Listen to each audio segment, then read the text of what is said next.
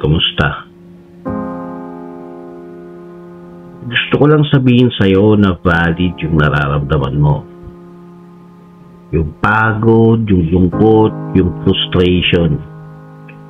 Yung moments na parang gusto mo lang sumuko. Lahat yan totoo. At normal na nararamdaman ng isang taong patuloy na lumalaban sa buhay. Minsan kasi people expect us to always be strong, to always be okay, na parang bawal mapagod, bawal malungkot, bawal mag-breakdown. But the truth is, tao ka. And being human means you feel deeply. Kung ngayong mga araw na to parang ang bigat ng mundo sa bukat mo, tandaan mo, hindi ka mahina, hindi ka failure, hindi ka pabigat. You're just someone who's trying to survive, trying to do better, trying to keep moving kahit ang hirap-hirap na. And that alone already makes you strong. Life will always test you in moments you least expect. Minsan sunod pa parang wala kang pahinga. Parang habang inaayos mo yung isang problema, may bago na naman. Pero sa gitna ng lahat ng yan, may isang bagay na gusto kong maalala mo. You are allowed to rest. Hindi mo kailangan maging perfecto. Hindi mo kailangan magpanggap na okay kung hindi naman talaga. Hindi mo kailangan pilitin ang sarili mo every single day. Kailangan mo rin huminga, umupo at kilalanin yung bigat na nararamdaman mo. Kasi healing doesn't start from pretending.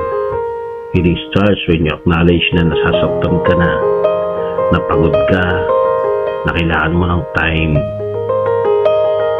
And while you're going through the storm, please don't forget to be kind to yourself. Huwag mong lukoyin ang sarili mo na hindi ka sapat. Huwag mong paulit-ulit sa isip mo yung mga pagkakamali mo, yung mga pagkukulang mo o yung mga bagay na hindi mo nagawa. You are learning. You are growing. You are becoming someone who will look back someday and say, buti na lang hindi ako sumuko. Kaya kung minsan, ang hirap maniwala na magiging okay pa ulit. Ang hirap isipin na may liwanag pa sa dulo, but darkness doesn't last forever. Kahit gaano kakapal ang clouds, may araw pa rin sa sikat. Kahit gaano ka-lost na yun, eventually you'll find your way. Hindi mo kailangan agad-agad makita yung buong daan. One step at a time lang. One day at a time. At kung pakiramdam mo mag-isa ka, hindi. May mga taong nagmamahal sa'yo kahit hindi mo napapansin. May mga tao na handang makinig, handang umalalay, handang hawakan ang kamay mo kapag hindi mo na kaya.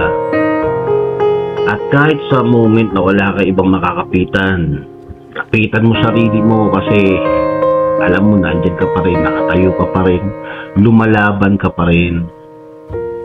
May purpose kung bakit mo ito pinagdadaanan ngayon. Hindi mo pa lang siguro alam sa ngayon. Hindi mo pa nakikita yung bigger picture, pero someday you'll understand why you need to pass through this pain. Kukulmahin ka ng pain. Pain strengthens you. Pain prepares you for the things you once prayed for. Kaya please lang, keep going. Huwag kang tumigil. Huwag mo hayaang lamunin ka ng takot, ng doubt, ng sakit. You don't need to be the strongest person in the room. You just need to try again tomorrow. And if bukas hindi mo pa rin kaya, okay lang. Try again the next day. Healing is not a race naman. Healing takes time.